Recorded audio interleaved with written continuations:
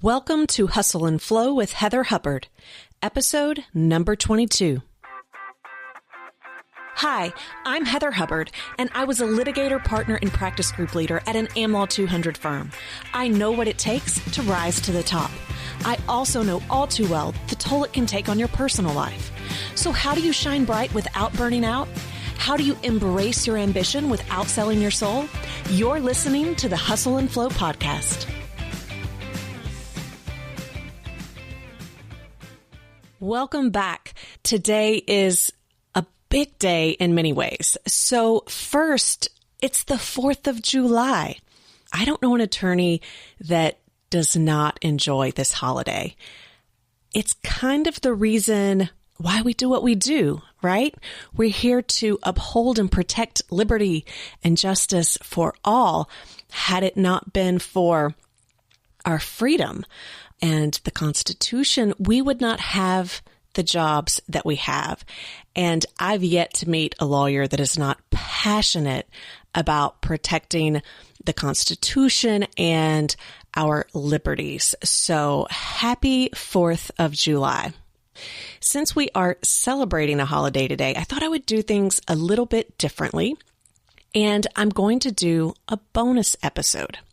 So here's the thing. In addition to it being the 4th of July, it is also the 4-month anniversary of the Hustle and Flow podcast. So I am recording this today on June 29th, and I released the very first episode on February 28th. So we are 4 months in, and we have released 21 episodes. And we have had over 10,000 downloads. So by the time this one comes out, we should be around 11,000. So that honestly has surpassed my expectations, and it's because of you. It's because you keep showing up. It's because you are filling out that survey on my website, letting me know what you want to hear about. If you haven't done that yet, it's hustleandflowpodcast.com/survey. Let me know what you want me to talk about each week. So it's because of you. And I thought for those of you maybe that have joined later on in the show and didn't really start from the beginning, that today we would do a bonus episode. And this bonus episode is the most popular episode that I have recorded. And it's the most popular by quite a bit, honestly. It has 30% more downloads than even the second and third most popular episodes. So without further ado, I am sharing with you again today the content from episode number 8, Why Saying Yes Means Saying No. It's all about trade-offs and knowing that when you commit to any one thing, you are also letting go of something else. So if you've heard it before and you liked it, go ahead and give it a listen. And if you've not heard it, I hope you enjoy it. Afterwards, leave me a comment, and I will be back next week with a brand new episode. Enjoy. Hello and welcome back. I am your host, Heather Hubbard. Thank you so much for joining me today. We are going to talk about when saying yes means saying no. What? Yes means no? The first time I heard of this concept, my mind was blown. I had always considered myself to be a bit of a yes man. I found it hard to say no to anyone. So what I mean by that is any opportunity that would come along. If someone asked me to volunteer for an organization or a board, or to be involved on a committee, or to do anything honestly non-billable in my firm, any request, whether it was a friend or a family, or if it was work related or in the community, I would say yes. I would ask, how may I help? How may I be of service? I am here to show up. And so I had shared that I was a people pleaser. I was a yes woman. And someone said back to me, well, you do realize that even though you're saying yes to all of these people and all of these things, you are also saying no to just as many other people and things. And I was like, what? Made me scratch my head a little bit. I wasn't quite clear on what that meant. And now it is a leading principle in my life and something I share because this is super powerful. If you struggle with saying no, or if you feel guilty when you say no, listen up. You are going to love this episode. Once you realize that for every yes, there is at least one other no, it gives you permission to make better choices, to make better decisions. And when you first start trying this on for size, if you're one of those people that feel guilty, you're probably going to experience even more guilt initially, but you will get through it. And then it starts to be freeing and you realize that you're actually helping others out by being more intentional with your yeses and your nos. Okay, let's break all of this down. I think we can all agree that we only have a finite amount of time each and every day. We can't really add to that. Now, we can do a better job of managing our priorities and our energy so that it frees us up to focus on what matters most to us. But there are only so many hours in each and every day, 24 to be exact. And how you split that up doesn't really matter. You're not going to get more time. Now, even though you only have a finite amount of time each day, you have infinite options on how to fill that time. So every single minute, every single hour that you spend on one thing means that you can't spend it on another. Okay, so we can probably all understand and appreciate that concept. It's one of the reasons why so many of us complain that there's not enough time in the day. We get this concept that we can only do so much. But what we often fail to realize is that we don't have to do it all. How many of you try to be everything to everyone? I mean, I know I do. It's something that I am much better at, but it is still an ongoing issue that I have to be aware of and stay on top of. I want to be an amazing business person. You probably want to be an amazing attorney. I want to be an amazing wife. I want to be an amazing friend and family member. I want to be an important part of my community here in Nashville. I want to serve and volunteer. I want to be politically active. I want to be part of bar associations. And the list goes on and on and on, right? Most people might add to that something to do with church or their children, maybe sports organizations or other hobbies that you're passionate about and involved in. And then I also really want to take care of myself. Mentally, emotionally, physically, and spiritually, I want to spend time taking care of myself. And once you take all of that into account, you're hard-pressed to fit everything in, let alone the things that you have to do, like going to the grocery or buying clothes occasionally so you're not completely outdated, or just doing things around the house. Even if you're not doing it yourself, you're having to schedule the maintenance. There's always a million things to do. And you cannot say yes to all of it. And you certainly can't do all of it well. So one thing to consider is how you're focusing your priorities. And if you missed episode number 3, we talked about the priority matrix and taking back your day. So if you missed that episode, if you struggle with putting out fires all day long and never really getting to focus on the most important and meaningful things, I really encourage you to go back after this episode and listen to episode number 3. I think it will really help you with identifying what are priorities and what are things that you can try to start avoiding by delegating or completely pushing off. But again, you can go check out episode 3 for that. We're not going to talk about that here today. We're not talking about priorities.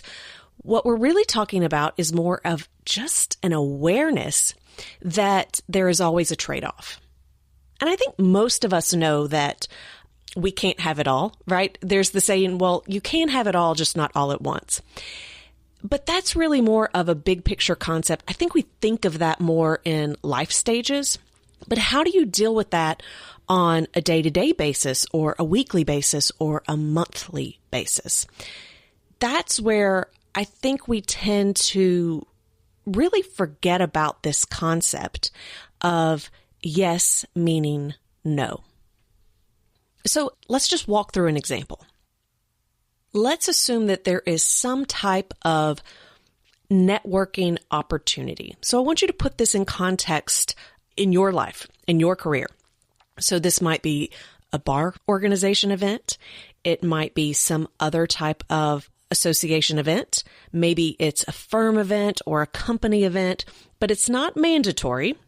You don't have to do it, but there is a networking component, and your first thought is, I should be there, either because it will look good, it's expected of me, or there might be a great opportunity. You might meet someone that is going to be your next client, or maybe the next person that gives you an amazing lead on an even better job opportunity. So you look at your calendar and there's nothing on there. And so you're like, okay, I'm going to go to this event. And you don't even really think about it. You just put it on there. Now, for those of you that are thinking, yeah, I'd never sign up for networking events.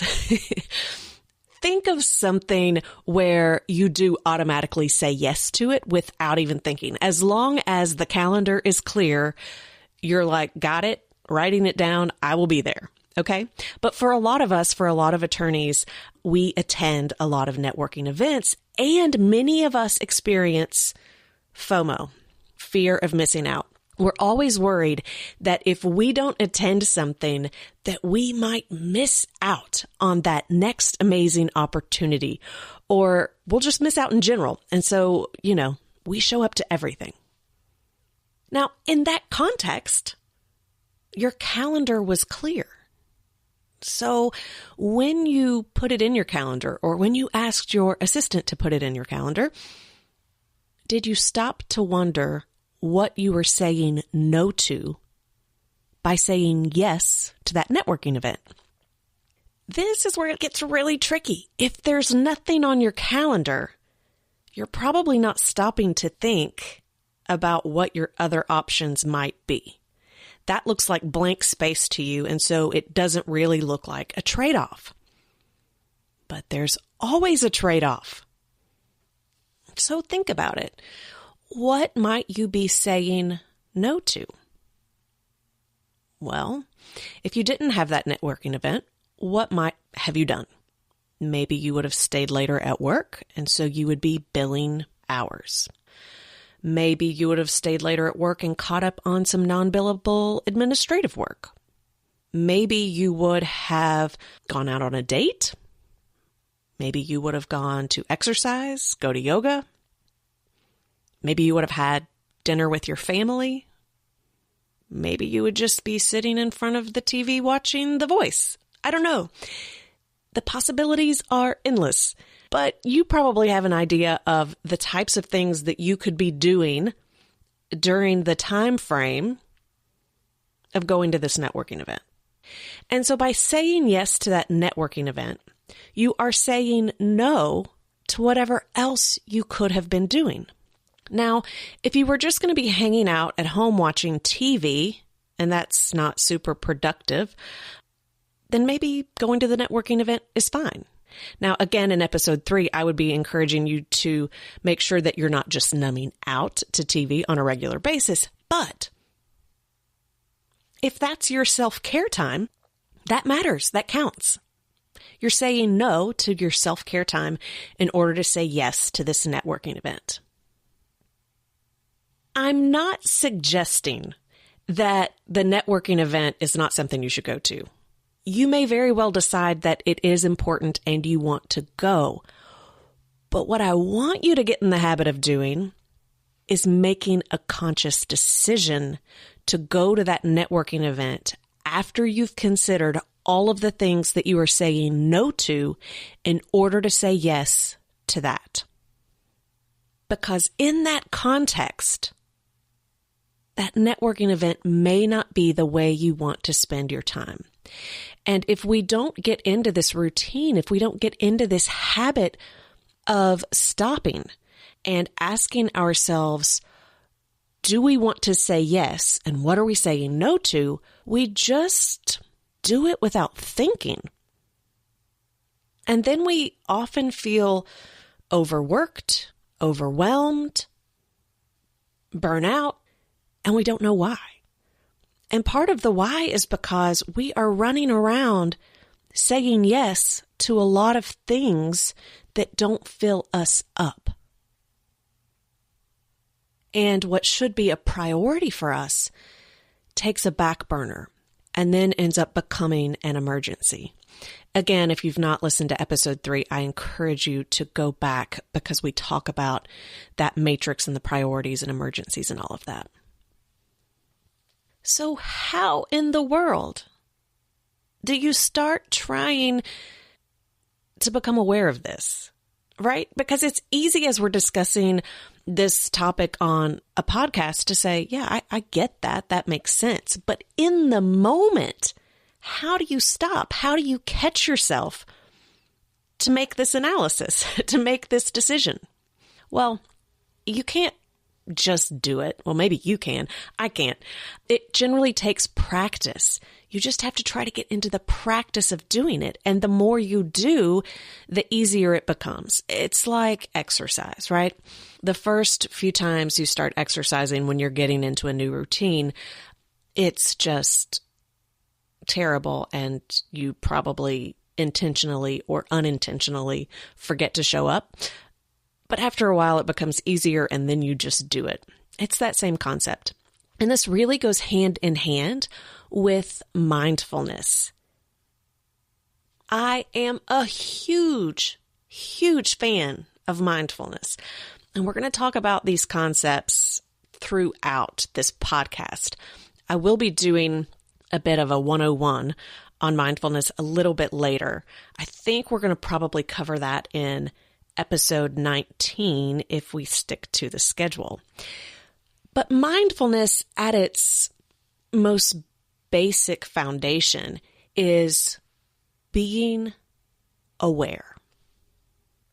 Now, there's a little bit more to it than that, but for purposes of today, that's really all I want you to take away from that is it's just being aware. Because once you're aware, that's what gives you the space to be able to respond as opposed to react.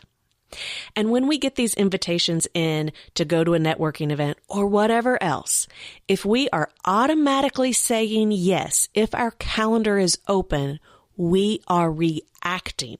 We are not responding, we are reacting. We have become so accustomed to saying yes to certain types of events that we're not stopping to create that space to make the analysis in order to respond. Now, the decision may still be the same. Again, you may decide that you want to go, but it's important that it's your decision, that you're consciously deciding that you want to do that as opposed to something else. So we walked through the networking example, but There are many, many others that come up. And so another one that I brought up early on was nonprofit work and board work. Maybe for you, it's non-billable work. But in an effort to help out, we really are diminishing our reserves. If you're on many different boards or you're doing a lot of community service, there probably comes a point where you're not doing the best you can. You're just going through the motions. So you show up to the meetings, but you're not that engaged. You're not that active because you're completely overwhelmed. You've got so much to do. If there are boards and nonprofits or community organizations where you're not really involved, or maybe you're just not as passionate as you used to be, keep in mind that you are taking away opportunities from others. Now, nonprofits will never tell you that they don't need you. And if you are used to saying yes to everyone, they're going to want you, especially if you do show up and do the work. But you're being exhausted. You're being perhaps resentful. It's not helpful.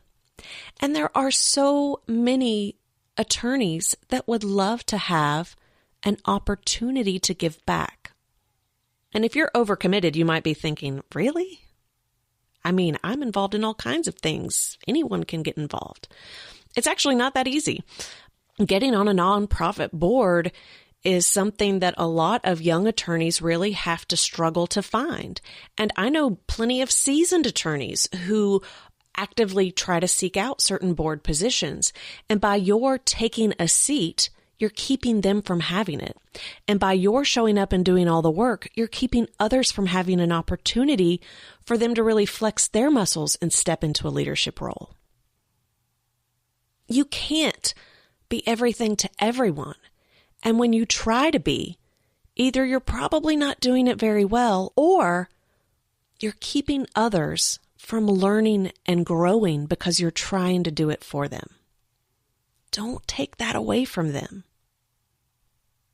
When I first started saying no, especially to nonprofits or even non-billable firm activities, I would get pushback, and they would tell me how wonderful I was and how much I was needed and wanted.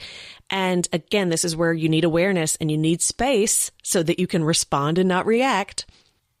If it's really hard to just say no after they've told you how wonderful you are and you're starting to feel guilty and bad, one thing that you can do, you don't have to do this, but if it makes you feel better, think of someone that you're mentoring or someone else in the community that you think would enjoy the opportunity and say, I have someone in mind that I think would actually do a great job for you and would have more time to commit. And I think they would be perfect for the job. Would you like me to make an introduction? I did that early on. I don't do that now. I just say no. But when you feel guilty for saying no initially, you can make that introduction. And I will tell you, the younger attorneys or the others that are looking for those opportunities, they are so grateful that you brought them in and that you made that introduction and gave them that opportunity. So you can always keep that in mind. And then you feel good because you're helping someone else out. I could literally go on and on with examples. There's no need to do that, but I will just share a few others. We're not going to go through the full analysis, but I do want you to recognize how this applies to so many different things. One could be coffees or lunches or dinners. I have found that lunches are really disruptive to my schedule. So by the time I drive to lunch, I have lunch, I drive back, I have lost a lot of time. So I may have enjoyed catching up with whoever I was talking to, but if I lose 2 hours in my day to lunch, when I could have been spending it being super productive at work, and then that makes me work later, and it keeps me from doing self-care or spending time with my family, well, then I realize, actually, if I'm choosing between the two, I would rather not have lunch. And so I very rarely have lunch these days, and I have to say no to people when they reach out and say, can we have lunch? And I feel terrible, but when I stop and consider that saying yes to them in that lunch means saying no to my self-care and my family, it makes it much easier to have that conversation and to say no and to say, let's jump on the phone or let's grab coffee at the very beginning of the day. That's just another example. And from the personal side of things, I think I've told you guys before, I don't have kids, but I do have a lot of friends and clients who struggle with going to every single sporting event that their child has, or classroom event, or birthday parties. Your saying yes to all of those things means you are saying no to something else. Maybe it means you're going to have to work later and then you miss some one-on-one time with your child. Or maybe it means that you can't practice some self-care because you are attending another child's birthday. You know the drill. You know what's going on in your life. In that context, things just get a little bit clearer. So when you say, okay, there's nothing on the calendar, we can go to this other kid's birthday party, just stop for a second and say, well, what am I saying no to?